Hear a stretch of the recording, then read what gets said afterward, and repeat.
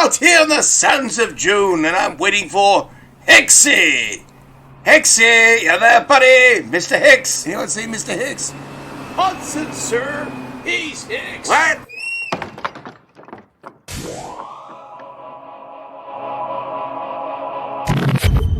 Secret report from the Guild. The Mullet has the spice. The spice must flow. You must listen to the Mullet Guild.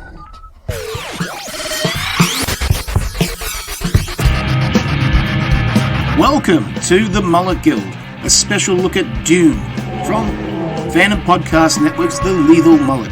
Find all about the Dune universe here on this podcast. This podcast is for people that have never read Dune and are going into the movie in December 18 this year. Find out all about the world, the planet Arrakis, the different schools, the Swordmasters, the Mentats, the Bene Gesserit, and of course the Navigators. Find out about the medical Suk doctors. Find out about the Atreides, House Carino, and House Harkonnen. All here on Phantom Podcast Network's The Mullet Guild, hosted by the Lethal Mullet.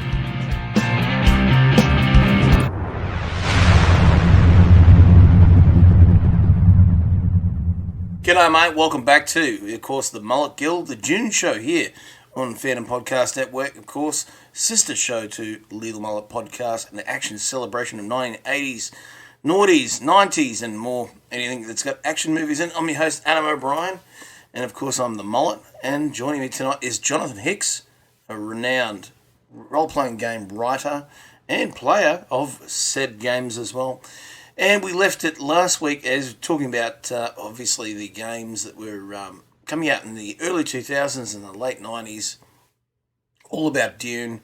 And they really reignited the franchise itself into fandom and used some amazing visuals, particularly cutscenes of famous actors and more, and using, of course, the David Lynch look from the 1984 film. We talk about that. We talk about the games and his love of Dune now in this second part, episode number 10 of course, the Mullet Guild here on, of course, the one, the only Phantom Podcast Network.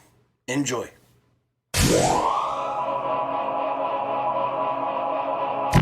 Thank you for checking out the Mullet Guild on the Phantom Podcast Network. You can subscribe to the show at fpnet.podbean.com. That's the master feed where you'll find all the shows on the network. You can also follow me, the Lethal Mullet, at The Lethal Mullet on Twitter, Facebook, and Instagram. Mullet Dean. What spicy news do you have for us here at Sietch Quinlan? Nice! All the way from Sietch Quinlan. Well, I tell you what, I've got some news for you. All the way from Arakeen. Yeah, well, I was going to say, I'm not a fan of Hans Zimmer because I've said this to James before. I said, all I hear on his soundtracks are, right, class, ready, okay, get the drums, don't need anything else. Do-dum, do-dum, do-dum. You listen to Batman Begins. Really loud brass section. Boom! When I heard he was doing Dune, I was scared. But Denis Villeneuve said, we're trying something different here. We're going to do something that's a bit more heroic, a bit more atmospheric. And I trust the guy. I mean, 2049, my God. Yeah. Sicario, my God. Arrival, my God. Yeah, Arrival's absolutely stunning. 2049, of course, because I'm biased, is definitely my favourite Villeneuve film. But I've not seen a Villeneuve film that I haven't liked. Now, I loved, is it Johann Johansson, the music composer that he used for his previous films? He sadly passed away a couple of years ago. He did a bit of a soundtrack for Blade Runner, but then they moved on to Hans Zimmer.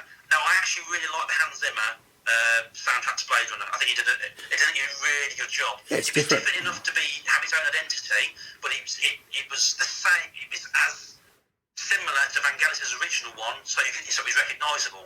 But I would really have loved to have heard Johansson's version of it. I'm a bit of a sucker when it comes to soundtracks, because I love the originals, no problem.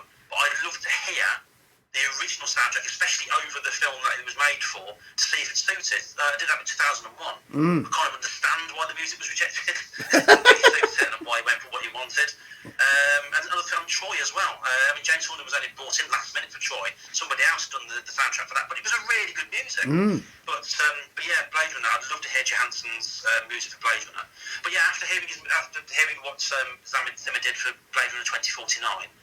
Yeah, I think the soundtrack's going to be in safe hands. And let's face it, he knows he's onto a big thing here, so he's going to have to pull out his A game. I mean, not that he doesn't anyway, but for this, I expect A++. So. Oh, definitely. Look, I was worried that he was going to do what he did on Dark Knight, where he's got the big bow sitting there. He goes, right, I have a great idea. We're going to play one note, and it's the most irritating part of cinema.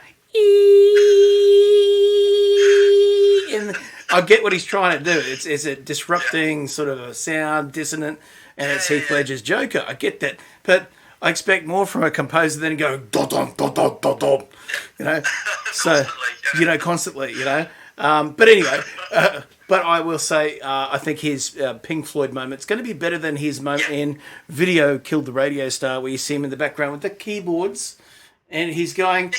Yeah, he is. Yeah, you watch the film clip, you'll see him in the background playing the keyboards like this. And he's got a very funky outfit. I didn't know that. I'm going to have to dig that out now. When it was done, I was straight onto YouTube to find that. I didn't know that. Bloody hell. But I've got to say, folks, some of the best Dune adaptations are on YouTube, and it's the cutscenes from the games. That's right, Dune 2000. Dune, Emperor Battle for Dune. Yeah, some great... Was it John Rhys Davies plays the Mentat to House Atreides? There's a host of other pretty amazing talent out there. One of those being Vanessa Marshall, Hera Syndulla from Rebels, who actually did her first voice gig in Dune 2000. Well, I learned something new today. I'll need to sit down and watch those again because they're actually quite well done. Yeah, they are. I remember John Rhys Davies with his crazy hair, but they're actually really well done. And some of the soundtrack, the music as well for those games are really good. The kind of rock synth version, I think, is on one of the original Dune games. Doesn't really go down too well. But then again, I wasn't as much as I like the Toto soundtrack to Dune, David Lynch's Dune, and I do like it. I love it. I think it's a really good soundtrack.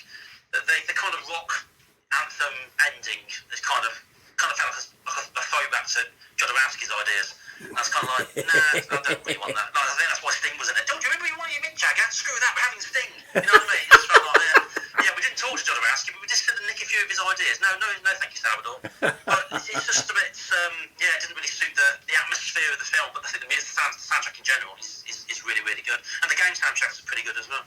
He's great. I mean, look, I think Jodorowsky would have been interesting, but I mean, there's no need to make a 10-hour project. 10 hours. I mean, come on. Here's the thing. As amazing as I'm sure it would have been, because it would have been a trip, and it would have been weird, and it would have been excellent, I'm kind of glad that it didn't get made.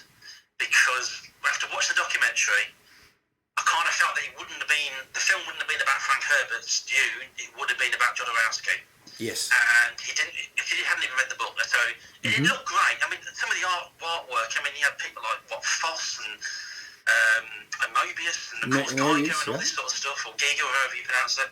I've always said Geiger. I'm probably saying it wrong. I do apologise. But he had all these. He had masses of talent involved. And if it hadn't been for that, then of course Bannon wouldn't have met Giger, and then Geiger. I can't see. I'm mispronouncing it myself now. I'm pretty sure it's Giger. Yeah. On board with aliens. Yeah. But yeah, I'm just so glad it didn't get made. I'm sure it would have been an amazing watch. I'm sure it would have looked. And the opening sequence he had the idea of zooming in, I think that would have looked fantastic. But I think his passion was restricted by both budget and the ability to make what he wanted to make. So I admire the guy's passion. I really, really do. But it sounds like he was smashed on spice half the time. Well, a certain kind of spice. I mean, we saw that on there. Dan O'Bannon gets over there. Bringing in people like Salvador Dali and musicians from across the world, because they probably would have crack dealers that could help him out. You know what I mean? I'm sitting here waiting, contemplating what's the best day. Watching that movie, I'm the leader, wow, I'm the leader. Wow, I'm a leader. Oh, I'm a leader. Mullet! I can imagine it, but I don't really want to. I mean, they do it pretty good in the documentary Jodorowsky's Dune, where Dan's going, "Get over there," and he goes, "Here, have a bit of space," you know, like, and then you have the boop, it's going to feel across the gate. It's great. It's a great documentary. If you're a Dune fan, even just a Jodorowsky fan, or even a fan of just like the weird psychedelic stuff coming out in the 60s and 70s, yeah, I can recommend that documentary quite heavily. It's a really well-made documentary. It's really, really good. And it's pretty funny too. Like Jodorowsky's got that thing where he's talking about, I had David Carradine come into my studio, and I had vitamin A, like this, and he's talking about how he goes, you know, he doesn't talk to me, kicks up the boat, he goes, blah, blah, blah, blah, blah, while he's knocking down this. And every time I hear he goes, I don't remember David Carradine, all I remember is the guy that stole my water and went, blah, blah, blah, blah, blah. You know, like, it breaks me up every time. Yeah. He's just great. It's like, oh my god. I mean, I know English isn't his first language, but oh my god. But the guy got passionate, and when he got passionate, he couldn't understand him. But, I mean, yeah, it is a great documentary. I'd highly recommend it. And I want that Dune book, you know, the big making of book that he's got there sitting there. It's huge. Like, it's like a massive telephone book. I would literally kill to open just to read that book just once. Because him just flicking through it and teasing you with it, and then, like you say, seeing that, and that's all his ideas, the designs, the sketches, and his notes, I would just love just to spend a day just going through that bit by bit. That is just fascinating. I would love to see that. It's massive. It's massive. Now, I've got to ask you, Dune trailer's come out. We've seen what this Villeneuve Dune is going to be. It's a very serious take on the book. What's your immediate thoughts? Immediate thoughts is, unreservedly, I'm proper excited. One, because it's Villeneuve, and he's never made a film that I didn't like. And Blade Runner, it was a really influential sort of part of my growing up. I didn't actually like it when I first saw it. I thought, because I was young when I first saw it, so I was watching it thinking, why isn't Han Solo shooting everybody? So, and then I kind of got older and realised that's not what the film was about, and it had more deeper themes. And then, of course, I watched all the directors and the final cut and this sort of stuff. So I became very, very emotionally and creatively attached to Blade Runner. So when you find out that somebody's making a sequel to it, of course, the first thing comes into my head is it's going to be crap. It's going to be crap. Yeah. I'm like that with people who make sequels 20 years on. I'm not going to enjoy it. Then when I found out it's Denis Villeneuve, so I go back and watch his back catalogue and thinking, oh my god, this guy is really, really good. I mean, it started with Sicario, then of course, I think it was Enemies, and then went through Revival, which is fantastic. Yeah. Yeah, and then I suddenly thought, this guy, I think he's going to be put off. Then you watch the first trailer, and it's like, oh, that's really good. Watch the second trailer with the music, it's like, oh my god, I'm trying not to get excited, but I am. And then when I went to see the film, I cried at the end of the film. And I had the same emotional reaction to that movie as I did to my first ever proper viewing of Blade Runner, when I appreciated the film for the first time. And that was it. And then Denis Villeneuve suddenly became my favourite working director. So to find out that not only, I don't know if you've seen the interview that he gave at I think it was the Shanghai Film Festival. Yeah, I've seen that. And he was talking about how, when he was a kid, and how Dune influenced him. And he used to get together with his mate who watched storyboards when he was about 12 or 13 years old. And the first storyboards they ever did was for Dune. So I know the guy likes the book, and it was his dream project. And the fact that he split it into two films is a fantastic idea, just like the book is split into two parts. Visually, absolutely stunning. Casting-wise, I can't really fault it. I don't think there's anybody who was cast that I disagree with. I think Chalamet is just a fantastic choice for Paul. And Oscar Isaac for the Duke. There's a shot of him before we saw the trailer in his armour looking over his shoulder, and it's like, oh my god, that's that smouldering look. I mean, you put out a publicity photo like that, it's going to make me question my sexuality. It's a really, really amazing picture. Yeah. Straight away you're like, oh my god, what's this film doing to me? I've not even seen a trailer yet. And then they started teasing out the images, but then when the trailer came out, and then to see that sandworm at the end, I think oh my god. Like I said, the music didn't impress me when I first saw it, so that took a little bit away from it at first. Yeah. But I've watched it since then, and I've paid more attention to the images than I did to everything else. absolutely stunning. It looks fantastic. The design choice is excellent. I love that minimalist feel to it. Yeah. I mean, if you go back to David Lynch's Dune, the sets were grandiose. The costumes were stunning. That's something that actually coloured my. Because when I watch a film, one of my favourite things, if I enjoy the film or if it visually stands out, then I always associate that with when I read the book again. Like Lord of the Rings. When I read Lord of the Rings now, anything to do with Middle Earth, I visualise how Peter Jackson's team put it together, because it's just so bloody well done. I don't talk about Hobbit, but the Lord of the Rings, the original movies, absolutely really, really well done. And I say I don't like the Hobbit films, but design-wise, it's absolutely stunning. It looks absolutely fantastic. And it's the same with Dune. I've always seen Dune as the way that Lynch envisioned it. So it'd be interesting to see when Villeneuve's version comes out, but that's going to change my opinion visually. But I think the design choice, the look, the feel, the atmosphere, it just looks. And I've said this a million times, Villeneuve holds his shots. So if you watch Blade Runner, he'll start filming a scene and there'll be no cuts, and he'll stay on that scene for a while. A lot of modern films these days, I've set myself the task of watching all the Resident Evil films. Please don't ask me why. So, and the editing is so quick, you cannot appreciate what's happening on screen. Literally every like a third or a half second clips, boom, boom, boom, boom. Can't even tell what's going on. It's like, please slow down, I'm going to have a fit. But when you watch a Villeneuve film, and it's long, slow shots, so you can actually appreciate what you're seeing. And I'm hoping that's what we'll get with Dune. By the looks of some of the visuals that he's put into the trailer, I think that's what we're going to get. And I'm totally there for it. What did you think of it when you first saw it? Well, I think the biggest thing that shocked me was actually something that one of our pals said. He said, Paul said, just watch the scale. He said, you guys haven't seen this scale yet. And because we were only seeing little photos of characters and stuff like that.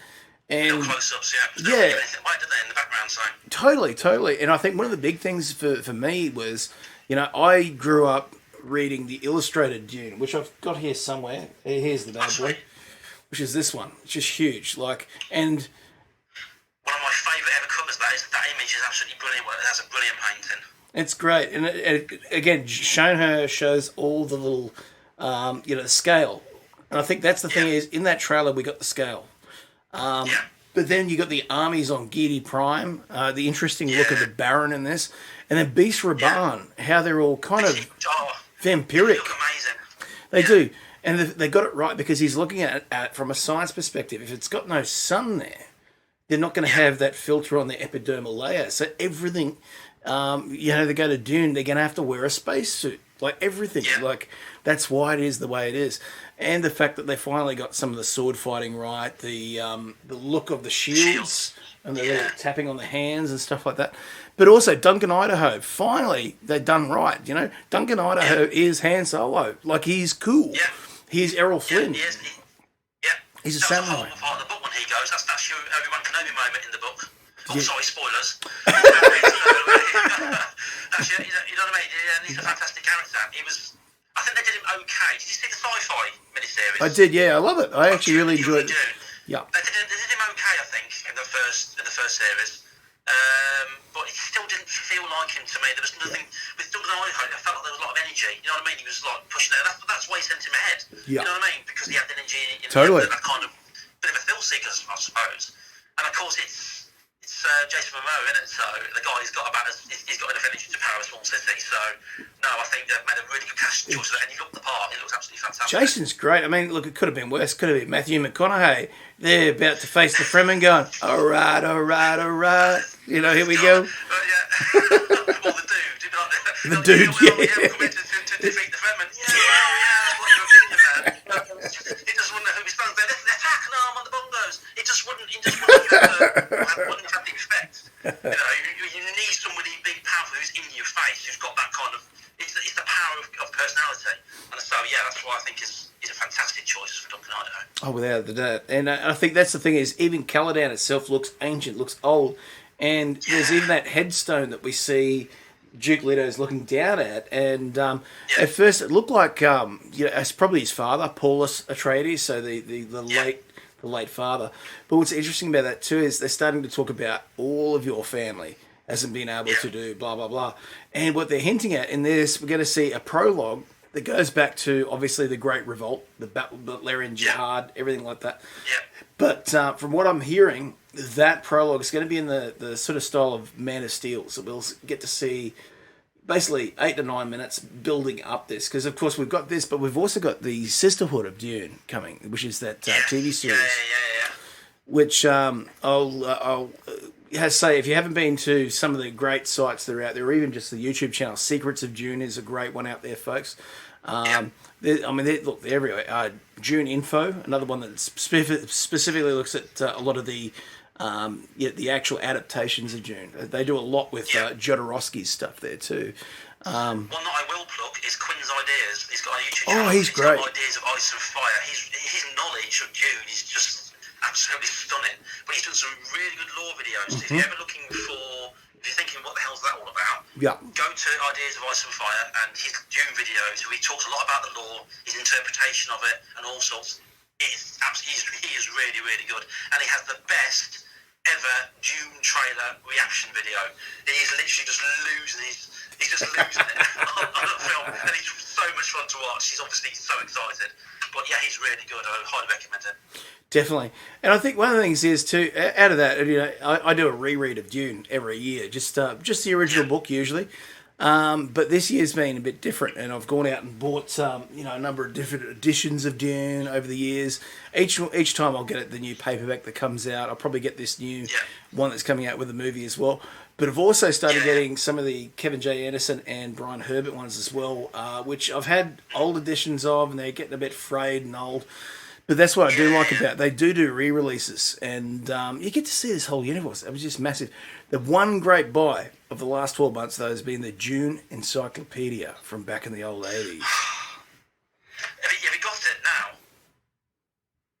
Because that is something I want to get a book of flight down, because that is definitely something I've been trying to get my hands on for a long time. It's as rare as, I don't know, Last Unicorn Games did the original Dune role-playing game, and that is my holy grail of role-playing games. It's only made about 3,000 copies, and that book's the same. If I could get my hands on that, I'll be about $1,000, £1,000 from what I remember in the UK. I think I'll just win the lottery. It's fine. But I think the encyclopedia, I've seen a paperback version of that on the shelves at a second-hand store for around about 225 Australian. So that's about probably £350. But if you jump on eBay, you can see them everywhere from about $99 up until, $300 or $400, depending on the quality they are. And I was about to say, all in various states of disrepair. Oh, yeah. I mean, there's no getting around it. It's an old book. Because my older brother had it when it first came out. Oh, wow. And it was him. It was his copies of Dune that I ended up reading. That's what helped get me into Dune. And when the film was coming out, he was all excited, but then very disappointed. As much as I like David Lynch's film, he's very, very wrong. Yes, he is. In many respects. But, he used to have it, but he doesn't know what he did with it. So I'll never forgive him for that. Now, I've got to say something about the Dune film. Look, I enjoy it for what it is. It was our first foray into Dune. It's kind of like Tim Burton's Batman, except that was actually good. But with he had something that he didn't realise what he'd done with, and that is, of course, I don't understand this Bene Gesserit. I'm going to decide to no more kung fu on the sand dunes. That's how he came up with, obviously, the weirding module. Now, what's interesting about that is he didn't realise what he did. He actually made a more powerful metaphor through that, because he's trying to keep this very small. And that is, of course, the use of voice in Dune. So what he hasn't realised is he thought that would be a way to convey the kung fu. But it's not about that. What he's done is he's built something in there to use as a metaphor for, first of all, the training of Paul, then the training of the Fremen, and then to show what he can offer the Fremen. Yeah, totally. And and by using that weapon, saying that it's voice, it's power, it's your own, it's also a political metaphor of, standing up, speaking out. But I think at the end of it, the fact that he doesn't need it anymore shows that he's passed all the trials. So you didn't need the kung fu. It's also a cool visual way of showing that his powers have escalated so much. Yeah. Apart from the fact that he made it rain at the end, which, let's face it, would have destroyed the known universe. But hey, but I also as well, the weirding module was just an easier way of showing what he had to offer the family. Because, of course, in the book, he taught them the weirding way. Yeah. Which is going to be a little bit more difficult to explain in a 3-hour film, 2.5-hour film. So yeah, it's probably easier for him to say, yeah, I've got this really weird sort of faster than fighting style. Yeah, let's just give him a gun. You know, it's a bit easier. So, but yeah, you're absolutely right. The weirding model itself, it fills in that gap, but also creates a whole new slew of representations of its own. It really does. I like it for what it is, but there's a fan friend of mine from the States who said it best. He said, "Why do I need a sound gun where I already got myself a blaster or a lace gun?" And it's the same thing. They're just pressing a trigger, and that's pretty much it. You know, that's what it was doing. But what's interesting about that is how they're going to convey that in the new film. You know, the fact that I think again, it's just the speed. They did it right in the miniseries where they were able to dodge. Children of Dune for sure. Yeah. Now in 2000 that was huge here when that hit on VHS here because we didn't have it on cable or anything out here. The VHS stores were just like filled wall to wall with the black videotape that came out. William Hurt on the cover, and I kind of like, this is weird. It kind of looks like, you know, because at the time, Phantom Menace had been out for about 6 months on cinemas, and it was just coming on VHS. So we had that come out. We had Farscape come out, which was pretty big at the time. And then same, love it. And when Dune dropped, we got part 1. I watched it, and I kind of like, hey, shit's only getting good now. And then, of course, they crashed their captured Thopter. And then, wow, you know, what's happening next? But I actually quite like that cast. Ian McNeice as the Baron was just a good cast. Really good, yeah. The only bad casting was Paul Schrader's. He just looked too old. Yes. At the beginning, I know they tried to give him this weird sort of boy's haircut, but he still didn't look the part. Yeah. But the way I look at that is, and the effects, of course, some of the TV effects, so they're going to be a little bit lacking, especially when you just come out of the cinema watching effects like you get in Phantom Menace. But the way I look at that miniseries is I view it as if they've done a theatrical production of it, because the sets are obvious. The sets are wildly obvious. Yes. They're great sets. Some of the costumes are a bit dicey. Although I feel like this sort of casual starter car, I thought they were quite cool. With the big floppy hats, like they should be going to the Vatican, you know what I mean? It looks like Babylon 5. That's going weird. What's going on with the costume designer? Londo Malari. But it's run out of cloth. Oh my god, it's all gone into the hats. But it's a bit. So I look at it as a theatre production. So if you went into a theatre and saw them doing a stage production of Dune, that's how I imagine it would look, because I know that they were filming indoors on big sets full of sand because it was just always easy to do that, especially for a TV production. But you could see the backdrops. You could tell they were really dicey backdrops. It looked like an old episode of Star Trek. So if I came at it and said, well, I'm here for the story, I'm here for the characters, and it's going to be like watching theatre production. But if you watch it that way, you appreciate it so much more. Yeah. And it's probably, well, we don't know about Villeneuve's version yet, but I say probably, it is the most faithful adaptation on the screen to the book. And it's really, really well done. Yeah. Extremely well done. And then, but I prefer Children. I think Children of Dune, the second one, which is a combination of Dune Messiah and Children of Dune. They upped the game a little bit there. And even though the casting of Susan Sarandon probably wasn't a good idea because they got the ages wrong between the two sisters. I think it was really, really good. I think in fact Children of Dune is absolutely brilliant. I thought the lady, sadly I can't remember the actress's name, the lady that played Alia, I mean, she hammed it up a couple of times, but I think she was perfect because, of course, Alia was going cuckoo. So I think she did a really good job. But yeah, Dune, the miniseries, I've got them. I really enjoyed them. I think out of all the adaptations, it looks the most like what the books should be. You know, like it's bang on. Jimmy McAvoy in there too, playing Leto, quite good. Yeah, I kind of want to see his take. I want to see his take on God Emperor now. You know, in the big Jabba the Hutt outfit.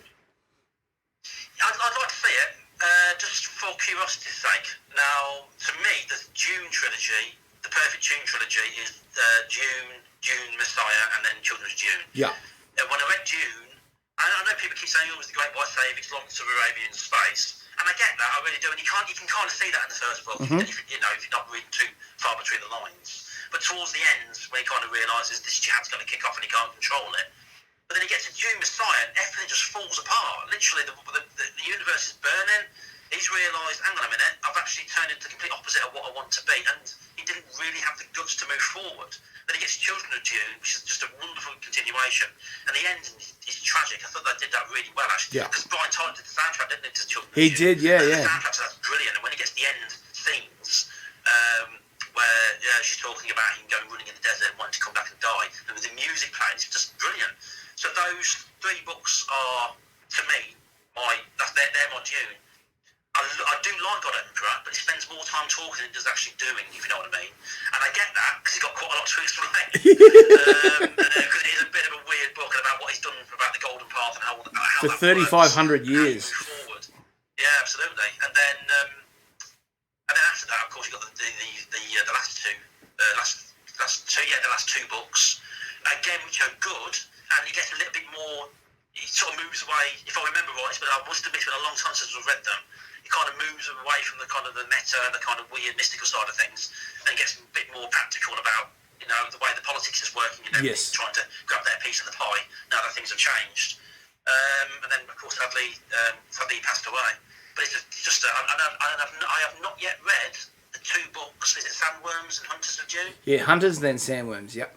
Yeah, Hunters and Sandworms. The last 2 books that Brian Herbert and Karen Johansson have done. I've not actually read them yet, amazingly enough, which I should do, really, considering the fact I'm supposed to be a Dune fan. But yeah, I need to get to those at some point. Definitely. I think one of the big things about, particularly Dune Messiah, I'm going to say this, I've said it on the Phantom from Down Under. I think there was a little boy in the States back in those days when that book came out, and his name is Ryan, and Ryan was sitting down and he was listening to the audio book, or he was reading the book. He goes, "That's a great idea for a space movie. I'm going to steal that." And then years later, Kathleen Kennedy would come along and go, "Mr. Johnson, we'd like you to do a sequel to The Force Awakens." And then he looked at it and he goes, "Paul Atreides, Luke Skywalker. Paul Atreides, Luke Skywalker. That works. Let's do that." And then he went, "Hang on. No, it doesn't. Hang on a second. I got it. Battlestar Galactica, Star Wars. Let's go on a slow pace hunt." And of course, mishmash of those 2 movies with a meaningless middle section in some gambling place. And there you go. You got yourself a space movie. That's it. It's a space movie. It's a space I'm not going movie. to rag on Last Jedi because technically it looked great. It didn't make any sense to me. I'm sorry, but it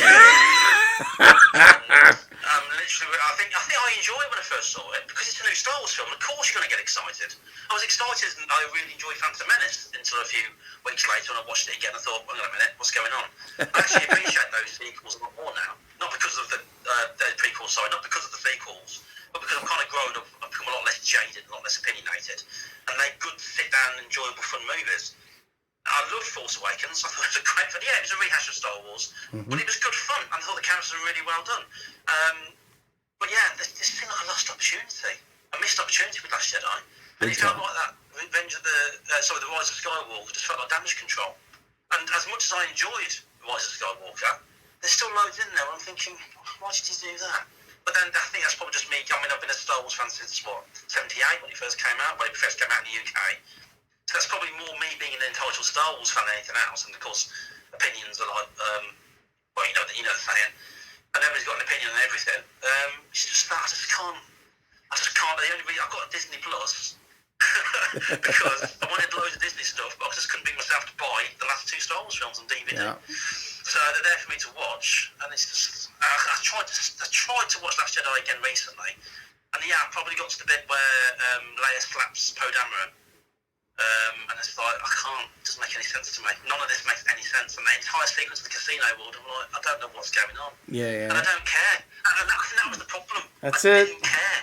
At least in the prequels, I had some sort of emotional connection, say, to Obi-Wan or what have you. Maybe even the droids.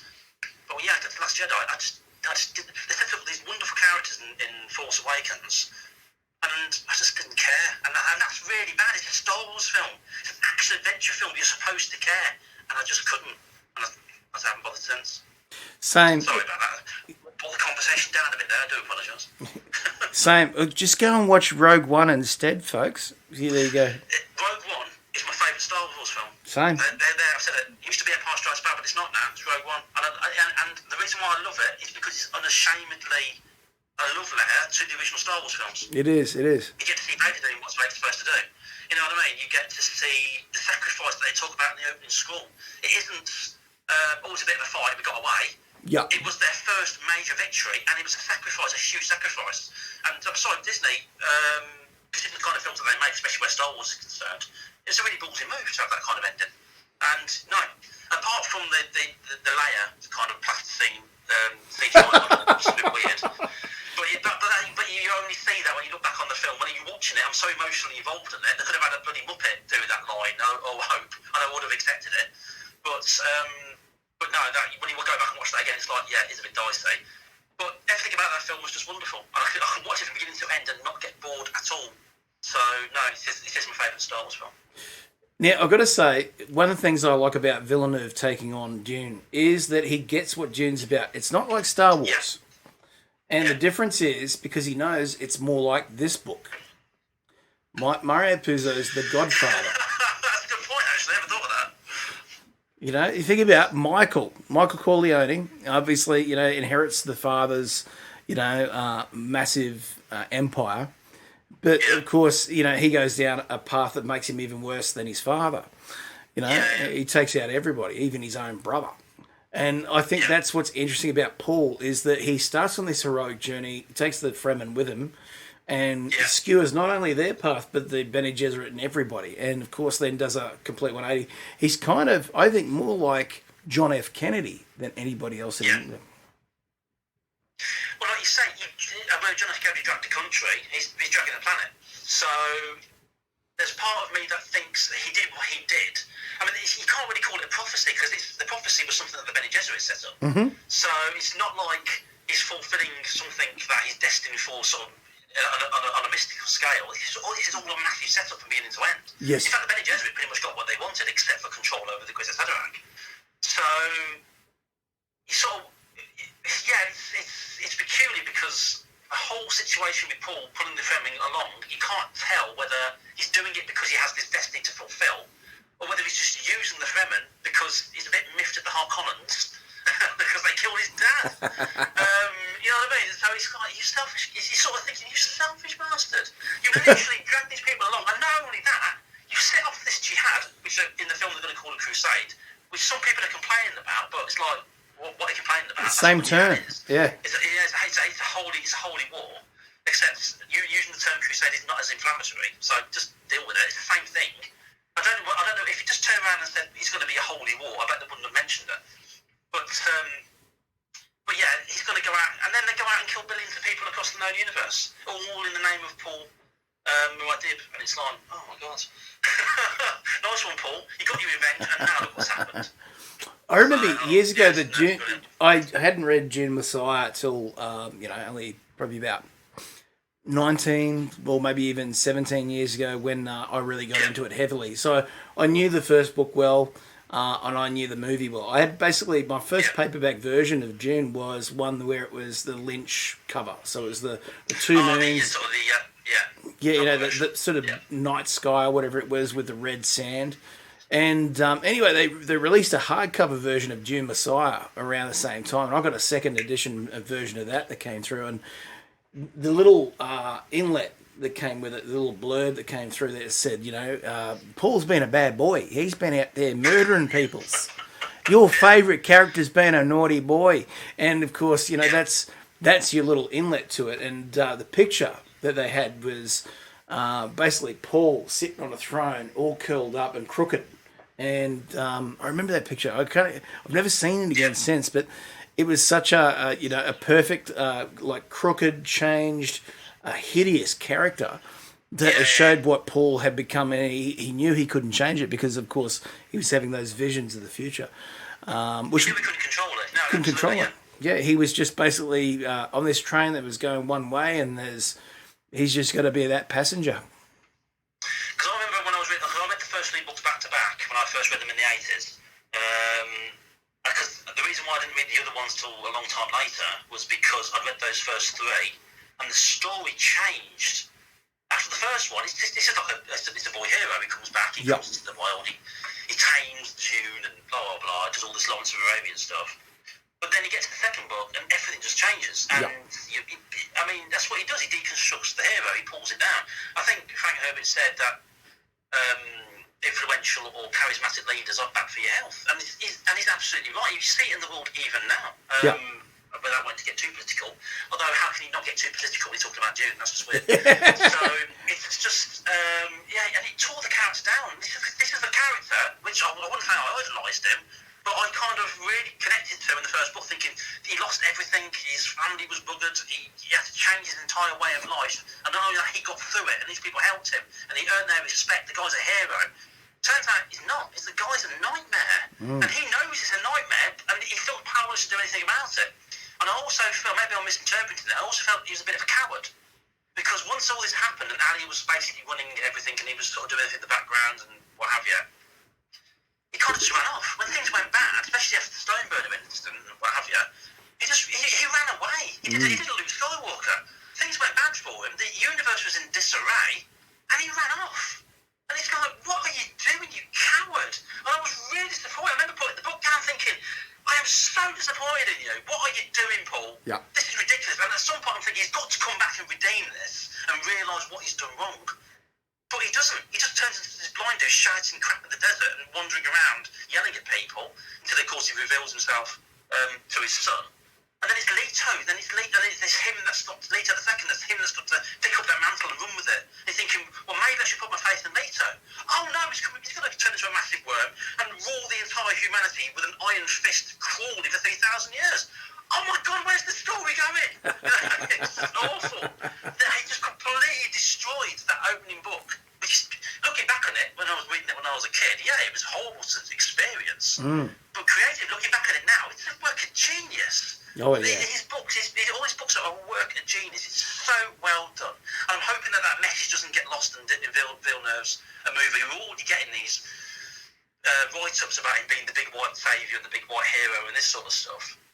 Which, to some respect, the way that the story comes across, I can understand where they're coming from, but it's the nuances of the character and what he does and why he does it that really stand out. And I'm hoping that's something that Villeneuve either refers to, or at least manages to get a chance to explore in these first two films without giving too much away of what's going to happen in the next sort of couple of movies, if he gets to make them, of course. Well, exactly. And I think, again, a lot of those posts we're seeing are the big white saviour things that, it's people that have, first of all, not read Dune. If they have, they've missed the point altogether. He's not just doing it for the people. Yeah. He's not even just doing it for the Fremen. He, from day one, knew he was going to be the emperor of the known universe. He's doing it for everybody. And it is the book. You can't change it. I mean, they've already changed one character, Dr. Kynes. And Shane was a good move, actually. It's actually worked out even better because if she's now the mother of Cheney, the mother and daughter relationship is going to work even better. To be honest, it probably is a better way of doing it, to be honest.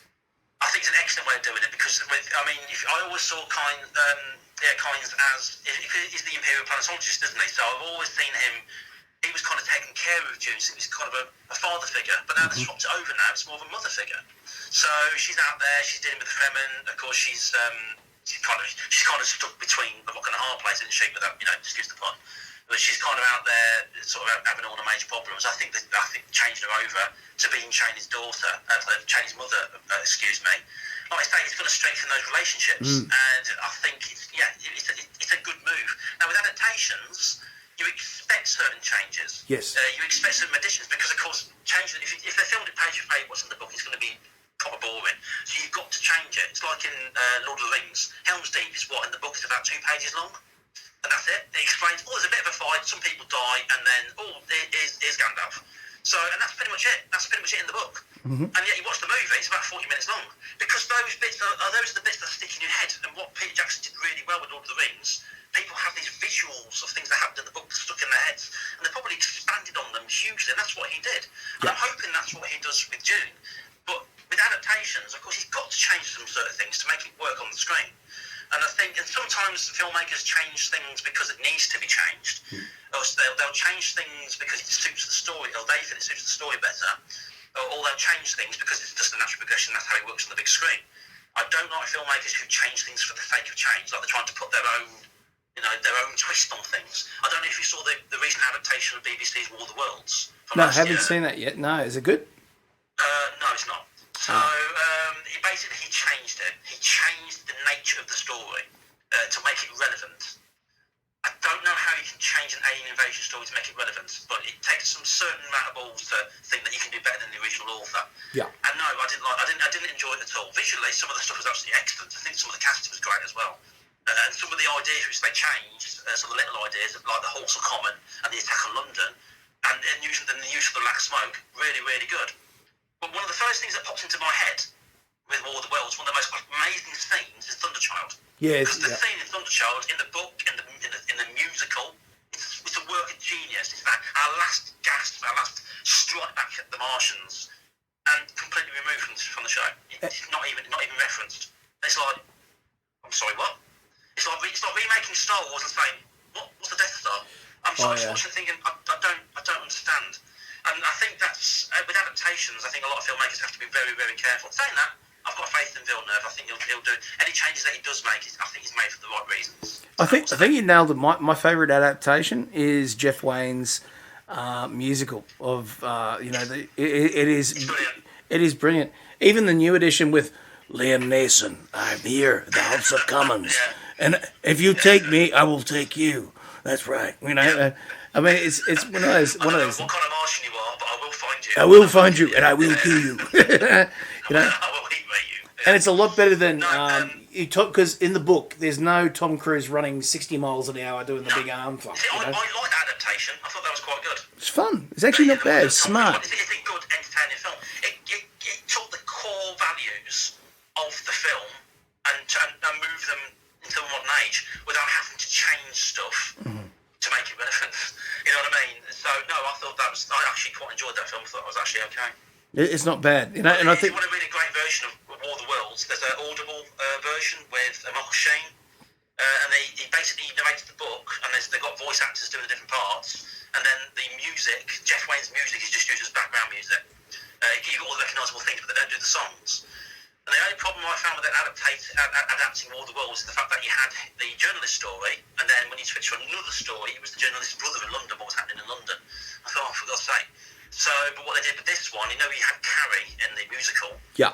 They get split up, but instead of what happens to the journalist's brother in London is what happens to Carrie in London. So she basically takes the place of the journalist's brother. And then, of course, they go through what they go through, they come together again at the end. And it was really well done.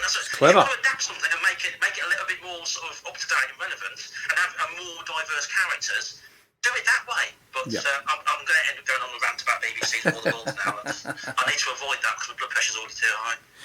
Nice. Well, I mean, look, adaptations like that are great. I mean, we've got the Dune recent one that was done, I don't know how many years ago now, multiple casts. It's huge. It's about 21 discs if you get it on CD. Wow. Frank Herbert's Dune, it's massive. Scott Brick, I believe, is involved in that one, if I can remember right. But anyway, the cast is great. All the voices are right. The Baron has got this great big voice. Everything's great. And the only rival editions of this, or any audio book, put it this way, is companies like Big Finish with what they're doing with Doctor Who and all those Terrorhawks. Yeah, Big Finish does some good stuff, yeah. And if folks, I will drop it here because I always talk about it, the work they've done on Space 1999 with, of course, Breakaway, which is, they did, I think it was last September they dropped, it was like a one episode thing with a behind the scenes thing you could get. But starting next February, they're dropping basically a reboot of the entire series, all on Big Finish. Oh, fantastic. That's really, really good. I used to love Space 99 when I was a kid. But the only Big Finish I've listened to is mainly Doctor Who. But yeah, that's really cool. Looking forward to that now. It's great. It's going to be great. But yeah, I mean, I think it's huge. I mean, they do some great adaptations. Yeah. And I think that's what we need to see more of, is that, I mean, I'd like to see them take some of those Dune books and do the full cast. Because the Bene Gesserit, they picking it, there's cranky old haggard witches and stuff like that. Because, I mean, that's what it is. It's witches, like it's... that's about the witches. I mean, I know that David Lynch made them psychic, which is not in the book, are they? But I kind of like David Lynch's version of the Bene Gesserit, the bald heads. And the bald heads. The half sort of headdress and they were psychic. I actually quite like that. Bene Gesserit in the Dune miniseries looked like they were wearing fairy cakes on their head. It was just weird. It is massive grey. It's like, what's going on? But no, I do like the way they did the Bene Gesserit in there. But I'll be honest with you, I've never really imagined the Bene Gesserit as kind of cranky old sort of hocus pocus sort of. I've always imagined them kind of very tall and very well spoken, because they've been around for God knows how many centuries. And so you know what I mean. So they've got the part of their modus operandi is to be political and to sort of operate on the different planets. So they would have to have this sort of element of elevated decorum.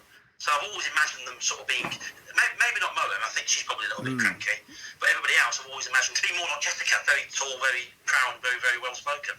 But no. I'm gonna have to, has that been done? Is that Dune adaptation? Is that like a full cast book? Has that actually been totally. adapted? Yep, it's on Audible. It's on iBooks as well. You can find it on there. On the Dune Novels website, they've got it on there. It's huge. Like I got originally the CD version, and I still got it here somewhere, 21 something discs. But then I decided I wanted to listen to it in the car and stuff like that when I'm doing. I do an hour's travel to work each day. So if I want to listen to that book, it really gets you through it because it's a long book. I mean, it's huge. But just quickly on the Bene Gesserit, and of course they're scheming to get the ultimate, being the one who can look in. Because at the end of the day, the Kwisatz Haderach is the one who can't just look in so obviously their worldview is that when one of them dies, the other picks up the entire line of histories through through their distant memory, right? But of course, Kwisatz Haderach can actually look through the male memory as well as both. And that comes back from these bad boys. That is, of course, Galactic Patrol, the Lensman series. Now, I've read some Lensman, but I've never saw the connection before. So the connection is that they did the same thing, breeding programs for Kim Kinnison and, of course, the Lensman. So Frank has basically lifted that idea. I mean, it's probably from other things too, to basically find the ultimate warrior, or in this case, the ultimate super being. And that's what their breeding program's all about. It's all about manipulation and basically seeing events before they happen. And I think that's one thing that there was a lot of the kind of stuff that we saw in the Lynch film wasn't exactly the Bene Gesserit in the book, put it that way. Their powers were definitely different. But I think in this version, Villeneuve is going to get closer to what they really were. And of course, the Spacing Guild, perhaps. Yeah, I mean, I'm looking forward to seeing what his designs are for the ship. I mean, we've seen the ships of the Atreides and what have you, but I'm looking forward to seeing the Highliner. I really want to see a Navigator. I want to see how they've done that. I thought the Navigators that they did for the miniseries were pretty cool. Of course, the Navigators and David Lynch's were wrong, but awesome in many respects. But yeah, I'm looking forward to seeing what he does with those. I'm looking forward to seeing more of the Harkonnens. But here's a quick question. In the trailer, all the soldiers that Duncan Heiser is fighting against, do you think they are Harkonnen troops or Sardaukar? Oh, there would be Sardaukar in Harkonnen outfits. Yeah, because those would be... I can't wait to see that in action. Oh man, I just can't wait to see it. I really can't. I'm really hoping... I know things I've got a bit naff in the world at the moment, but if they put this back again, like they've done with Wonder Woman 84 and what have you, if they put it back to next year, I mean, I'll just have to try not to die before it comes out. Well, look, I mean, I think at the end of the day, it's the right movie to get back people in cinemas and stuff like that. I mean, we had this recent one that Nolan put out, obviously Tenet, which was... Looks good. It was good, but he's starting to turn into a bit of a Shyamalan, which I've said online about a week ago, where he's getting so into his little universes of what he's doing, and then he's trying to pull a rabbit out of the hat at the end of each of them. One of them was in Interstellar, did quite well, but I still don't think...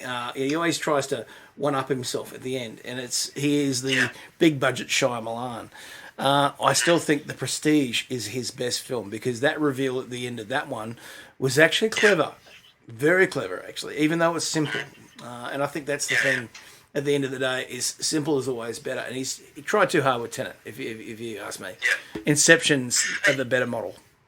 Yeah, Inception was excellent. I loved his Dunkirk as well. I thought it was really, really good. I really enjoyed that. I loved the way that came together at the end.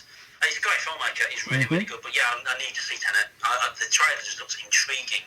But like you said, I hope he's not going in the route of M. Night, where he's just trying to be a little bit too clever. always trying to sort of emulate or sort of relive past cinematic glories.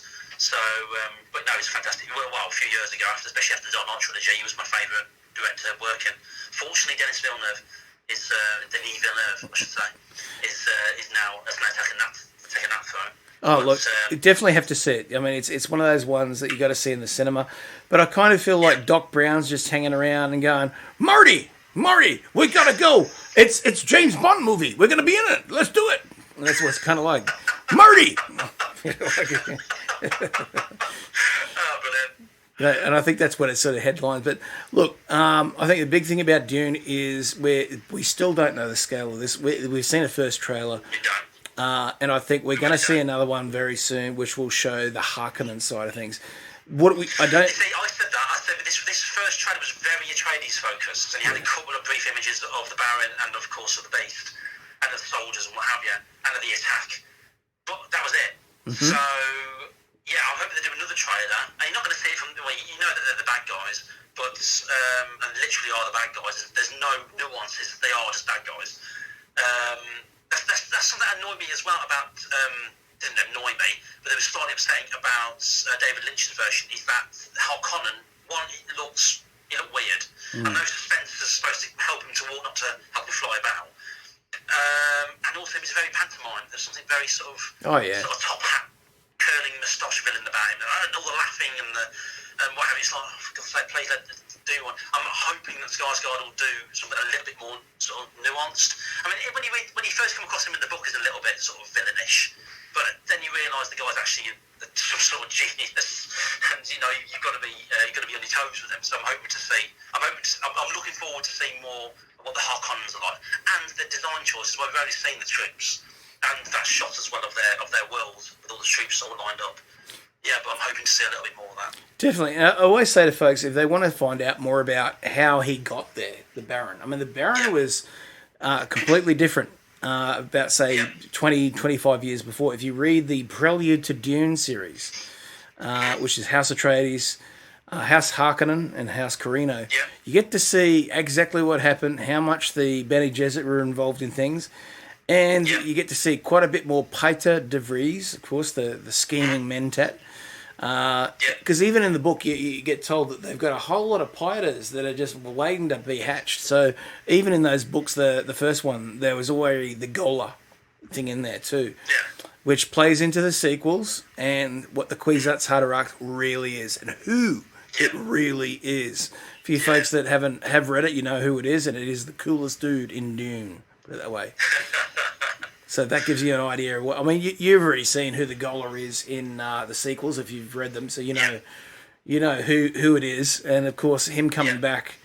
let's just say June 7, which was Hunters and Sandworms, gives you one hell of a Gola to really rock things up.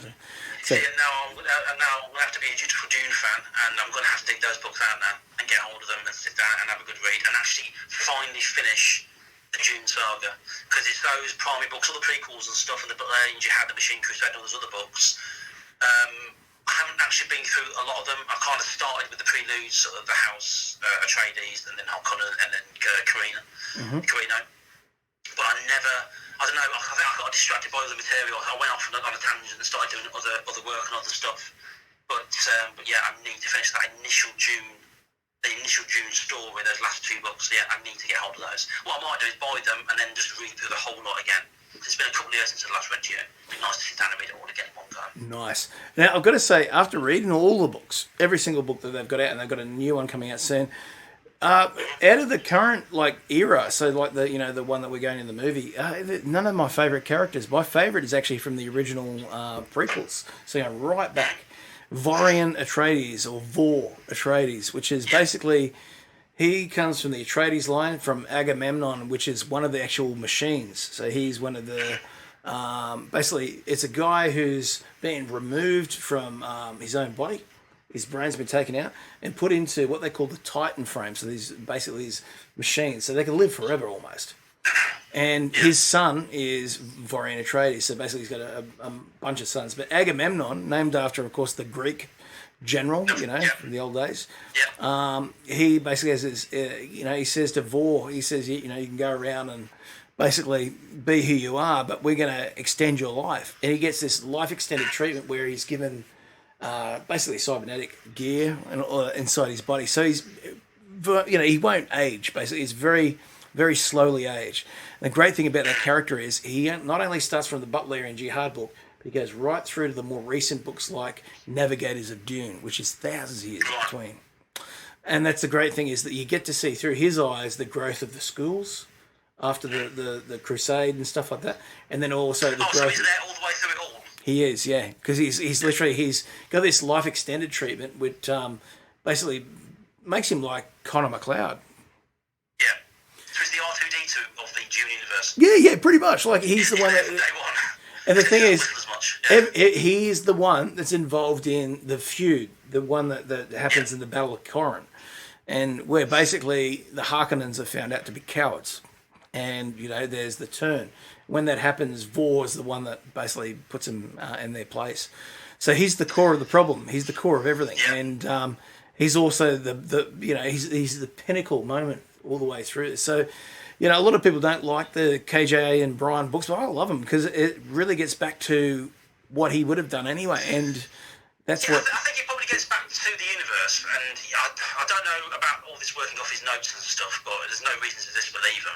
Yeah. I think I didn't have an issue with the books. I actually quite enjoyed the first three prequels, but it didn't feel like Frank Herbert. And No. I think a lot of people, when they start reading it, they're expecting to hear Frank Herbert coming out of the pages. Yeah. You're not going to hear Frank Herbert coming out of the pages because it's not Frank Herbert. No, that's and right. all they can do is interpret what he had planned, all his notes from history, or even if they just took the details out the glossary or the appendices, that's all they can do.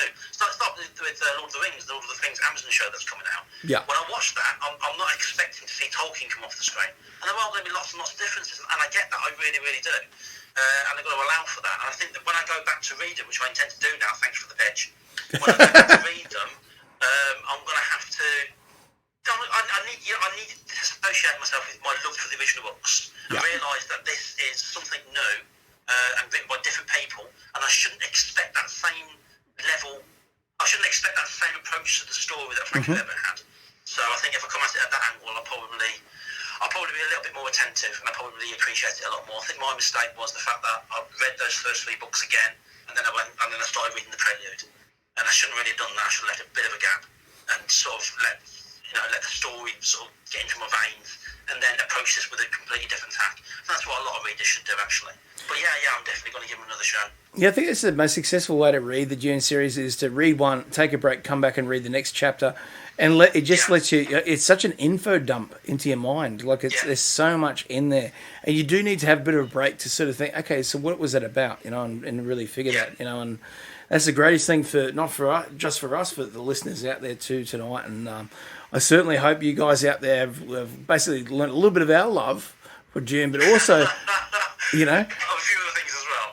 Yeah, but also, go and revisit the books. Because, again, Dune, the first book is one thing, but all of them, I mean, here's one thing. Don't do what I did. The last time I read God Emperor, I almost read 3/4 of the book in one sitting after 2 or 3 glasses of red wine. And I've got to say... Yeah, your eyes melt, and when you're getting through it, and the visuals that you get from the basically the Emperor, the God Emperor, is chilling out in his his massive throne of the worm himself, and being up, and it is an interesting psychological manifestation in your mind. Put it that way. It is. It's a massive leap as well, because it's literally just come out of the back of this massive. It's almost an adventure story. And then it's a completely different approach to the story. Yeah. Because the actual nature of the universe changes. Yeah. So not only did the nature of the universe change, he changed the nature of the way he told the story. And it is literally about a big dude, big slug, sat on a throne, basically waxing lyrical about how he had to do this. It felt like a lot of the book, if I remember it right, it's been a while since I read it, is trying to justify his actions. Yeah. But he'd already seen what was going to happen. He didn't need to justify anything. He didn't need to explain anything. He just knew that when he died and man became free, then things, then maybe they had a little bit more impetus to move forward. But no, it is a great book. I think the bit where I had to stop reading, I was about halfway through. No, it wasn't halfway through. It was about 2. It was when he fell off the throne, when he was finally about to get nailed. That was going to be the end of his life. I had to stop reading there for a little while. because I knew there was going to be a massive shift in the story. Yeah. And the ongoing story, because I knew there was 2 more books to come. So I had to sit and digest exactly what I just read. So I ended up going back and reading it again. So, but that was a long, long time ago. But there, again, this is just, I need to sit down and read those last 3 books again. Yeah, definitely. Just because I think I missed out on quite a lot. The nature of the story changed. And it changes drastically. It's not a subtle shift. It's a massive, it's an upheaval. The whole thing changes. The nature of the story changes. And you just need to be prepared for it when you're reading the books. Yeah, there's nothing quite like it. I think that's the thing. You know, you can look at all these other franchises, but you know, Frank really did want to change things each time. It was a different field. It'd be like Zack Snyder getting a hold of Lord of the Rings. That's the shift each time. You know, it's like somebody else getting a hold of something and then just go. That's a scary thought. You know, well, yeah. Let's just hope he never does, eh? But same film company. We've already had my dream match, which is Taika Waititi in Star Wars. So hope to see more of that. Oh, that's going to be fantastic. And I mean, look, at the end of the day, just going to be amazing to see that. But I want to thank you. Oh, look, I want to say one thing though. I want to thank you for first of all, your enthusiasm when it comes to this stuff. You know, and vice versa. Yes, it's been a great chat. You know, and folks, you've got to go and check out Jonathan's stuff. Obviously, too, he writes role-playing games. Now, where can the folks find your games in particular, too? Because you do a lot of stuff when it comes to that. Yeah, I've got a lot of stuff out. Well, I say a lot of stuff. There's companies I've written for. We were talking about Fighting Fantasy earlier, and they did an official Fighting Fantasy role-playing game called Advanced Fighting Fantasy, which is by Arian Games. Mm-hmm. And I co-wrote the core rulebook for Stellar Adventures, which is the science fiction version. So I took my cue off things like Starship Traveller and Wings of Keter and that sort of thing. Mm-hmm. So I co-wrote that. And then I wrote some adventures for the fantasy version. I also illustrated them as well, because I like to dabble in art. Although I've moved away from that now. I'm just focused on drawing because I'm just not a great artist.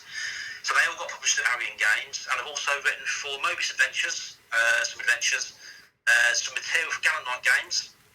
And right now, I am waiting on published book versions, actual physical versions of my role-playing game, Those Dark Places. Nice. We were talking earlier about Alien and those sort of films, and I'm a massive fan of things like Alien, Outland, Silent Running, those 70s, 80s industrial thriller, really sort of hands-on analog sci-fi stories, mainly about people being out alone in space and basically going weird and weird stuff happening. So I wrote a full role-playing game. Very simple, and Osprey Games picked it up, and they're actually publishing it for me. It's out on November the 26th, and it's going to be a print version and a PDF version.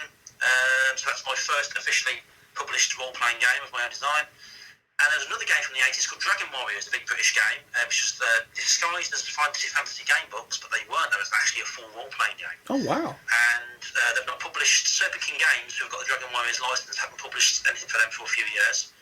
And next year, and I've literally just submitted it, so I'm still waiting for feedback, I've written the first full adventure, beginning of a campaign for Dragon Warriors, which is out next year. And then if you just go to drivethroughrpg.com and just type in my name, you'll just find loads of random stuff, sort of free adventures for old D&D, and a few other bits and bobs that I've done for other publishers. But yeah, I've only been properly game designing now for about 5 or 6 years. I've kind of dabbled in reviews and interviews, especially interviews. I've really enjoyed doing that, talking to industry greats and writers and designers. Did that for about 10 years with Farside Blogger. And I thought, yeah, I'm going to go for it. Pitched to Fighting Fantasy, and they said yes. I was like, what? I thought, brilliant. So I just wrote it. I just wrote the first things that came into my head, and they thought it was good. I just kind of moved on from there. Awesome. So yeah, I've got this massive love of old science fiction. Like I say, sort of Alien. Well, you know my love of Alien. I think everybody does. Everybody knows me at least. And so yeah, I'm kind of taking that aesthetic and that kind of feeling of traps. Not so much the monsters; it's more the psychological aspect of it, and turned it into a role-playing game called Those Dark Places, which is going to be published by Spy Games and has been illustrated by the wonderfully talented Nathan Anderson, who did a fantastic job with the illustrations. It's got a really old school 80s feel to it. Absolutely love it. So, but yeah, looking forward to it. Thank you for the opportunity to plug. Awesome. And of course, you have a podcast as well. I do. I started a podcast called Farside Podcast, which you'll find on all major outlets, Spotify and what have you. That's updated semi-regularly. And I've just started doing YouTube videos, unboxing videos, free and again. the publishers of the Alien role-playing game sent me the starter set and the new Destroyer Worlds by Andrew Gasker. So I did an unboxing on YouTube, and I got a little bit overexcited. I'm going to get excited. And I did another one as well for a board game called Escape the Dark Sector, which is a very dark sci-fi board game, which I did an unboxing, which is still yet to play. But that looks really, really good. So yeah, I'm dabbling with videos as well now. But to be honest with you, it's writing where my heart is. So if ever my podcasts or my blogging or my videos get in the way of writing, then they'll just go out the window, so don't get too attached. Gotcha. Awesome. Well, folks, you've got to go and check those out, and we definitely need you back on when we get more Dune stuff out there. And let's talk about the Dune merch, maybe in the next chat we have, with the new 7-inch figures. The McFarlane stuff, it looks pretty good. Looks the goods, doesn't it? Yeah, and obviously we'll have another trailer soon, and vice versa. But and also some games heading our way soon, RPG and some. Yes, we need to talk about the new Dune role-playing game. Yes, I'm definitely. very, very excited about the talent which they got involved in Modiphius. So we'll definitely talk about that in the future. Awesome. Well, folks, go and check that out, and thank you all out there too for listening to the Mullet Guild tonight here on Phantom Podcast Network. And a big thanks to, of course, Jonathan for being on the show. Thanks, buddy. Thank you for having me. That's all we have time for here tonight on the Mullet Guild, brought to you by Phantom Podcast Network's The Lethal Mullet Podcast, brought to you live by Sietch Quinlan. And we'll be back with more spicy news and spicy details from Frank Herbert's Dune universe, all here on Thursdays on, of course, the Phantom Podcast Network. Be sure to check it out at the master feed of fbnet.podbean.com or your podcatcher of choice. Check it out, and also follow us at The Lethal Mullet on Twitter, Facebook and Instagram for more news, more awesomeness and more pop culture for you, the listener of the show. And we'll catch you next week. Until then, good afternoon, good evening and good night, and make sure you check out the trailer soon of Dune. We'll catch you next time here on the Mullet Guild.